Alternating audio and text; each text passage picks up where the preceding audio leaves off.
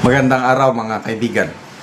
Bigyan natin ng reaction opinion itong post ni Atty. Rowena Guanzon. Sabi niya, kaya pala si BBM ang Agriculture Secretary noon. Hindi para matutukan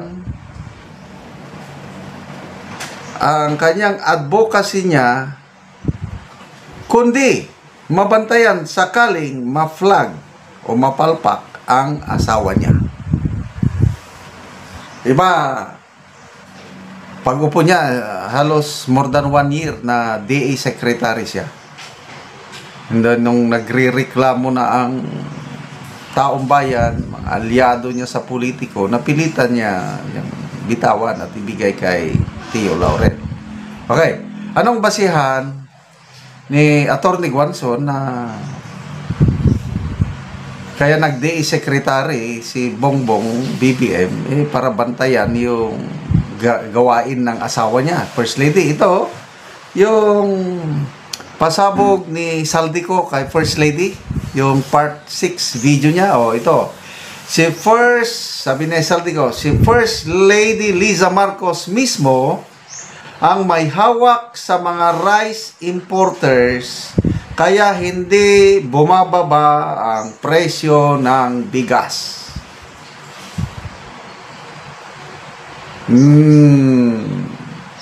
Ibinaba nila yung tarifa ng imported rice from 35% to 15%, hoping na bababa ang presyo ng bigas. Kailang mag-isang taon na hindi pa rin bumababa kasi nga ang daming, according to Saldico, ang daming mga SOP na magbayad pa rin yung mga rice importers. At ang may hawak, sabi niya, sa mga rice importers, si First Lady Liza Marcos. So, nagsimula yan from sibuyas, asukal to bigas. Ay hindi bumababa dahil, according to Saldico, Araneta ang may hawak niyan. Kaya, ito, I don't know, agree ba kayo kay Atty. Guanzon na malala ko tuloy, panahon pa ni Tatay Digong, gustong-gusto ni First Lady Liza Araneta Marcos na maging DA Secretary si Bongbong Marcos. Malala nyo yan? Si Tatay Digong mismo nagsabi na, hindi ko pinagbigyan. Bakit? Alam niya na pala. Mautak talaga ang ating Tatay Digong. Kaya nung nagpresidente siya, hinawakan niya. Malala ko tuloy,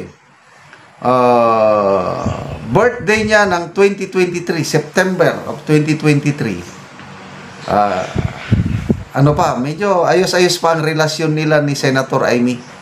Sa isang birthday niya, media interview, parang ambos. Anong birthday wish mo?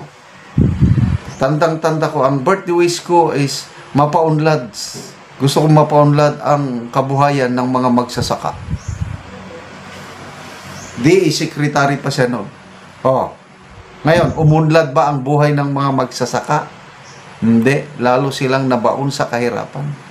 Dahil ang presyo ng palay nila, lugi sila sa puhunan. Umabot ng 13 or 14 pesos per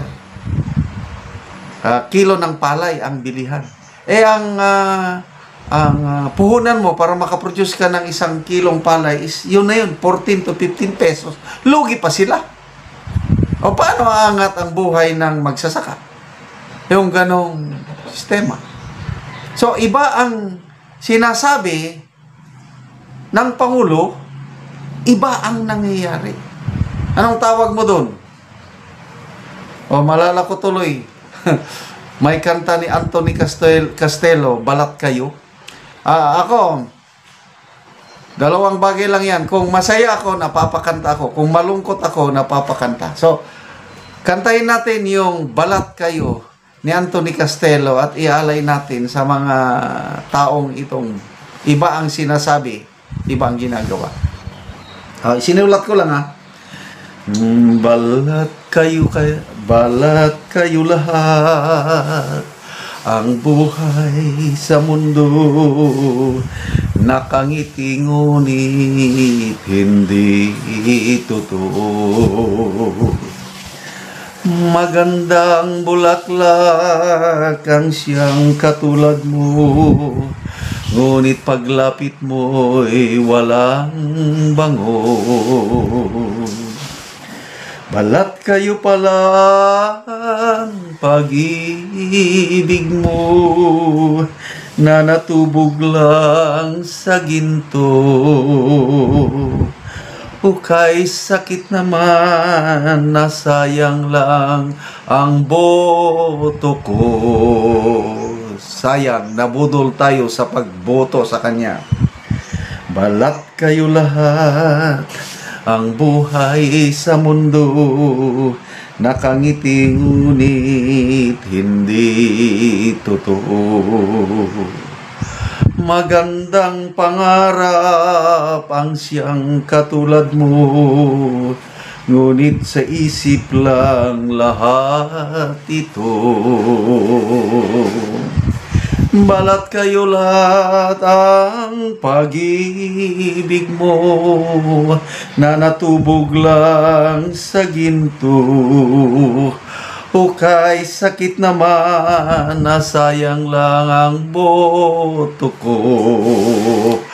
Kaya ang buhay natin ngayon, balat kayo. June 30, 2022, tandang-tanda ko sa inaugural speech ni BBM sa Luneta. Luneta ba yun? O yung malapit doon. Sabi niya, ang pangarap ko ay pangarap nyo. Pumalakpak tayo. Ngayon, magkaiba pala ang pangarap.